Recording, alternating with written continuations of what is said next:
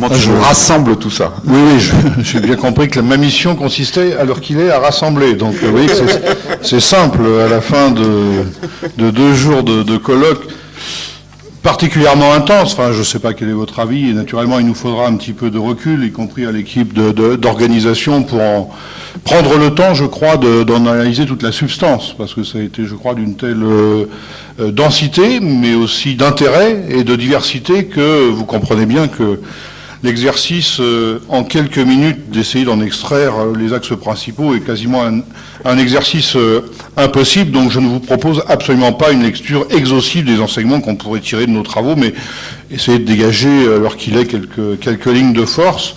Une première série de lignes de force peut-être sur l'analyse que nous faisons de la situation actuelle. Et là encore, quelques caractéristiques qui m'apparaissent au gré des interventions. La protection sociale pour tous les peuples, l'intitulé de ce colloque apparaît ô combien comme un impératif pour nous tous, mais c'était assez prévisible dans la mesure où vous participiez. C'est l'intérêt à cet intitulé. Dans le constat, on peut remarquer qu'il y a de nombreuses délibérations internationales sur le sujet, émanant de nombreuses institutions, à la fois internationales, nationales, de nombreux textes officiels, y compris, abordent le sujet, soit en termes d'objectifs, voire même parfois en termes de droit, et pour autant, la réalité du degré de mise en œuvre de ce droit est au stade où nous l'avons pu l'apercevoir. Je ne reviens pas sur le constat et la photographie, notamment que nous a livré Madame Smith au début du colloque. Nous pouvons, à propos de ces différentes délibérations, aussi constater que toutes les institutions ne tirent pas dans le même sens. C'est le moins qu'on puisse dire.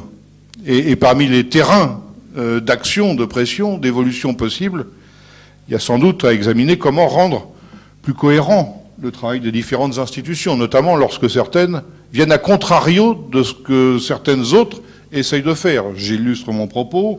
L'OIT qui promeut la justice sociale à travers le monde, et d'un autre côté, un FMI, par exemple, qui prend des mesures qui revient à faire exactement l'inverse. Donc là, il y a des contradictions générées par les choix des États eux-mêmes, puisque ces différentes institutions exercent aussi leur activité sur la base de mandats émanant des États. Donc là, il y a là un manque de cohérence, mais est-ce peut-être aussi voulu et délibéré dans les politiques qui sont conduites. Dans les constats, on a relevé ensemble qu'il pouvait y avoir des progrès partiels sur la mise en œuvre de cet objectif d'un droit à la protection sociale pour tous les peuples, parfois des progrès partiels, parfois des progrès trop lents, parfois des progrès plus spectaculaires. Je pense à l'exposé qui nous a été fait, je pense très apprécié, à propos de la situation en Chine, où on a pu voir les évolutions, mais aussi on a pu apprécier les reculs, y compris dans des pays où on pouvait considérer, après plusieurs décennies, que les systèmes étaient acquis, installés, et on s'aperçoit que non, ça n'est jamais acquis une bonne fois pour toutes. J'ai en tête, malheureusement, aucun de nos camarades roumains n'était disponible pour participer à nos travaux, mais j'ai l'annonce brutale ces derniers jours du gouvernement roumain qui annonce donc aux syndicats qu'il a décidé de mettre fin à la cotisation employeur pour le financement du système de protection sociale en Roumanie à compter du 1er janvier. De manière unilatérale, il n'y aura plus de cotisation patronale, ce qui naturellement est susceptible de provoquer tout simplement un écroulement du système, parce que si vous enlevez la plus grosse partie du financement du système, ça s'écroule. Enfin, c'est... Bon, enfin... Donc les reculs peuvent être aussi violents et spectaculaires. Hein. Parmi les constats, on a plusieurs de ces sujets. En tout cas, je crois qu'un de nos autres points communs, c'est d'apprécier le fait qu'on est en décalage entre nos capacités, quand je dis nos, c'est prises globalement à l'échelle de l'humanité, nos capacités matérielles, financières de répondre à ce besoin, ces besoins sociaux au sens large du terme, et la réalité de ce qui est mis au service, justement, de la réponse de ces besoins. Ce décalage entre possibilités objectives et réalité des mesures me semble aussi sauter aux yeux. Alors, parmi les obstacles qu'on a identifiés, les méfaits du néolibéralisme et d'une financiarisation globale de l'économie qui nous permet d'apprécier que même s'agissant des droits sociaux, des droits à la protection sociale, cette problématique n'échappe pas à cette financiarisation globale de l'économie, voire même pire, puisque, comme toute activité, et pas simplement dans le domaine de la protection sociale, toute activité dans la vision qu'ont certains économistes, voire certains responsables politiques, toute activité est censée devenir profitable, quelque part. Et tous les sujets que l'on a pu aborder depuis 2 jours ont confirmé, de par les constats, que c'était aussi le cas sur ces points-là. Dans le constat, je crois qu'on est aussi d'accord pour considérer que l'existence ou l'absence d'un système de protection sociale adéquate a des répercussions multiples. L'absence a des répercussions multiples et à l'inverse, la présence d'un système de protection sociale adéquate a aussi des répercussions multiples, mais cette fois-ci beaucoup plus positives, naturellement, sur les individus, sur les populations et sur l'ensemble, soit des tranches d'âge, je dirais, ou des situations plus personnelles. Alors il est vrai que dans nos échanges, la question de la santé a un petit peu dominé les débats, bon, c'est ainsi, mais Pierre-Yves vient de l'évoquer, on est aussi d'accord pour considérer la protection sociale dans sa totalité, même si nos discussions ont, pour de multiples raisons, se sont un peu plus focalisées sur la santé, c'est en même temps une dimension très importante de la protection sociale. N'oublions pas les autres piliers. À ce stade, permettez une remarque, c'est la problématique aujourd'hui que représente la masse des migrants dans le monde à l'égard des systèmes de protection sociale. Alors ça a été présent dans la présentation du docteur Bascazos tout à l'heure, avant de nous quitter, s'agissant de la Grèce. On l'a aperçu, y compris au travers de son intervention et des chiffres qu'il nous a livrés, mais il n'y a jamais eu autant de migrants depuis la Deuxième Guerre mondiale que maintenant. Et chacun sait bien combien c'est susceptible, et c'est, dans certaines situations, une situation déstabilisante aussi, pas uniquement sur un plan politique, social, mais au regard des sujets qu'on traite depuis hier. Par rapport au système de protection sociale, on a entendu les chiffres donnés tout à l'heure, s'agissant de la Grèce, mais on pourrait multiplier les exemples et de l'impact que ça représente. Et à l'inverse, ça pose aussi la problématique de l'accès des migrants au système de protection sociale en général, en fonction de leur pays d'accueil ou de travail, suivant des statuts qui sont là aussi très variables. Hein, donc enfin, c'était un petit aparté pour dire que voilà encore un sujet qui en soi mériterait peut-être des développements.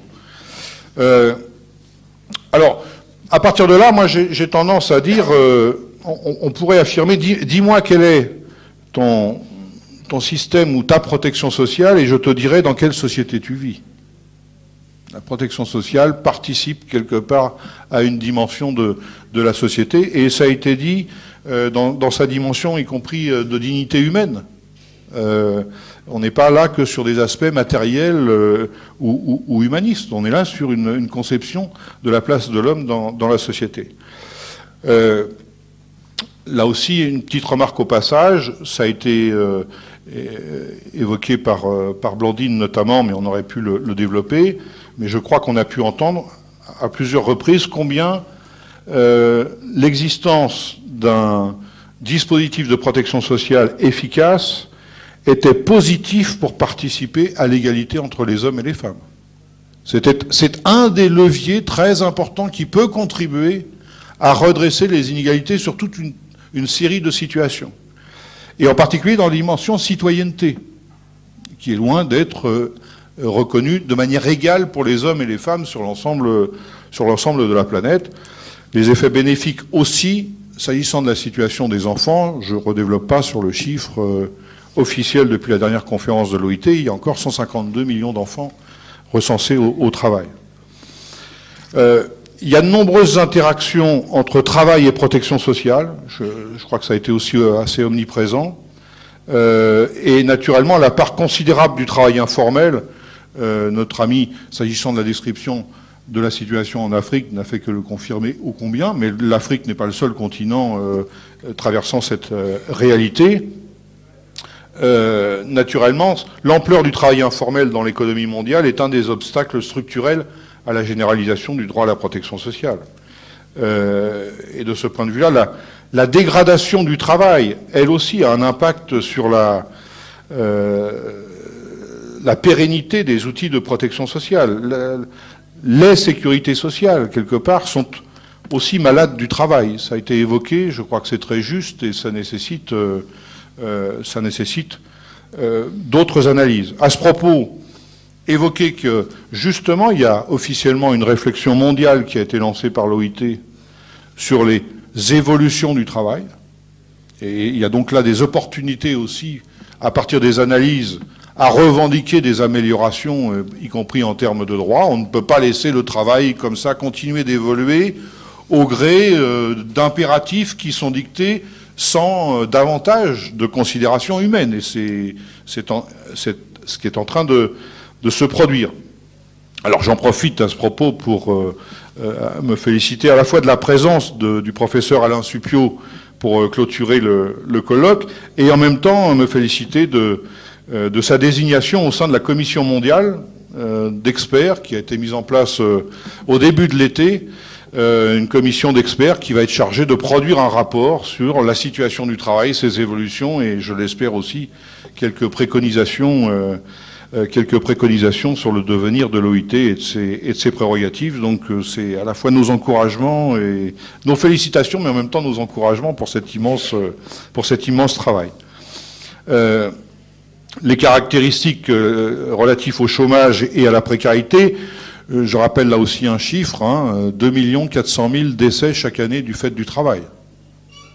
Et donc si on travaillait autrement, différemment, avec tout un tas d'autres dispositions liées au travail, encore que le 2 400 000 concernant des accidents du travail ou des maladies professionnelles est en dessous de la réalité, puisqu'il faut le rapporter au fait que 50% des travailleurs ne sont pas déclarés, et par définition, ceux qui ne sont pas déclarés ne peuvent pas être victimes de maladies professionnelles ou d'accidents du travail. Donc voilà une conséquence. Alors peut-être que, et ça me permet une bonne transition, après avoir cité le professeur Supiot, peut-être pourrions-nous remettre au goût du jour, réactualiser en quelque sorte l'une des orientations qui est rédigée dans la déclaration dite de Philadelphie, qui certes date de 1944, on l'a évoqué à plusieurs reprises. Je vous propose une de ces phrases, il y en a plusieurs très importantes. Il faut consacrer la primauté des aspects sociaux et humains sur les considérations économiques et financières. C'est ce qui était écrit dans la déclaration de 1944, et le professeur Marek, par exemple, nous indiquait que peut-être on avait là une auto-articulation avec les principes qui avaient inspiré la création de la sécurité sociale en France, ou les réflexions du Conseil national de la résistance. Je crois qu'à l'heure qu'il est, il faut que j'accélère.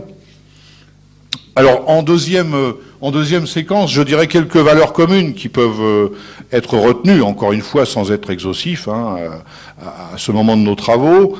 Quelques principes, s'agissant des systèmes de protection sociale, ça a été redit, la solidarité, très différente du concept d'assurance, et naturellement d'assurance individuelle, bien évidemment. Donc la solidarité, l'universalité des prestations et des droits, qui, à mon avis, n'est pas forcément contradictoire avec la possibilité d'une mise en œuvre qui soit adaptée en fonction des besoins des populations ou des réalités géopolitiques, démographiques de telle ou telle population. Je reviens à l'exposé sur la Chine, parce que c'est peut-être par cette image qu'on peut le mieux marquer les différentes situations auxquelles les États peuvent avoir à faire face. Il est évident que le système de protection sociale dans un pays d'1 300 000, 300 millions, 1 milliard, pardon, que dis-je, c'est la fatigue, on est 1 milliard 300 millions d'habitants, n'a rien à voir, et avec une étendue géographique, comme on nous l'a très bien expliqué, n'a rien à voir naturellement avec le dispositif que l'on pourrait mettre en place, ou qu'il convient de mettre en place dans un pays à une taille beaucoup plus réduite, avec un nombre d'habitants bien moindre. Donc l'universalité des prestations et des droits, je crois, ne s'oppose pas à une capacité de mise en œuvre qui soit la mieux adaptée. Dès lors que les principes et les valeurs sont respectés, ça peut, le tout n'est pas, cette articulation ne me semble pas contradictoire. extraire la protection sociale d'une logique marchande. Je crois que ça fait aussi partie des points entre nous qui ressortent de manière un peu plus forte encore. L'OIT dit le travail n'est pas une marchandise, mais on pourrait dire la protection sociale n'est pas une marchandise. Elle participe de la dignité humaine, ce qu'on évoquait sous un autre angle à l'instant. La protection sociale, c'est aussi le produit d'une vision et d'une ambition politique. Ça nécessite une vision et une ambition politique, donc il y a un combat politique au sens noble du terme, large du terme, sur la vision qu'on peut avoir de la société de demain. Et donc le degré et la qualité de la protection sociale est forcément la résultante d'un rapport de force, et appelle donc des mobilisations larges d'acteurs, qu'ils puissent être des acteurs politiques, des acteurs sociaux, des citoyens, tout simplement, ou de professionnels de santé, voire même dans d'autres domaines, avec des axes de lutte qu'il faut préciser, susceptibles de rassembler largement ces différents acteurs. Alors, enfin, la troisième série un peu d'enseignements que j'ai retenu, c'est relatif aux politiques communes. Je serai beaucoup plus court pour simplement vous énumérer quelques idées. Ça soulève la question de la place des États et de leur capacité et de leur volonté à agir. Et là aussi, lorsqu'on regarde la situation internationale, ça renvoie à des disparités de situation qui sont manifestes. Hein. Je n'entre pas dans le détail, mais si on fait rapidement dans l'esprit un tour du monde, on voit bien que tous les États, et la France n'a pas à se prétendre être un modèle dans son organisation ni institutionnelle ni administrative, mais on a des États qui n'ont à la fois ni les moyens ni la volonté parfois d'aller dans cette direction-là. Donc cette revendication à une protection sociale universelle, il va falloir aussi trouver les moyens parfois de l'imprimer de l'extérieur et par des pressions internationales. La place des services publics et en même temps qui est essentiel dans ces réflexions-là, et en même temps, le courant porte plutôt à l'inverse. C'est manifeste, je ne développe pas, on a eu plusieurs intervenants à ce propos. Ça pose la question des politiques publiques, des mécanismes de financement, plusieurs remarques ont été faites sur l'articulation, cotisation, fiscalité, on peut avoir là plusieurs approches, mais si on est d'accord pour déjà au départ considérer que c'est d'abord la place des hommes qui doit être consacrée, après je dirais la mécanique financière, on devrait pouvoir y arriver. Sauf que pour l'instant, on n'est déjà pas unanimement d'accord dans les sociétés, on voit bien ce qui nous est opposé, pour considérer que c'est l'homme et la femme qui doivent être au centre des réflexions, et puis après on peut délibérer sur les moyens. Il ne s'agit pas d'inverser la hiérarchie des priorités dans cette approche. Et puis je crois qu'on est aussi d'accord pour considérer à l'expérience qu'il faut tenir au maximum à distance les institutions financières internationales de ces problématiques qui, en général, dès qu'elles y mettent le doigt, c'est plutôt non pas pour les conforter, mais plutôt pour les affaiblir. Alors, ça soulève, et là je jouerai un peu mon joker en vous renvoyant la balle, ça soulève la question des suites de notre rencontre. Comment penser des suites? Il y aura la publication, mais Michel en dira peut-être un peu plus. Il est acté qu'il y ait une publication de ce colloque. Pour le moins, le souhait sans doute que l'on puisse les uns et les autres rester en contact, conserver des moyens d'information mutuelle sur les différents événements, les différentes évolutions sur les questions qu'on a abordées.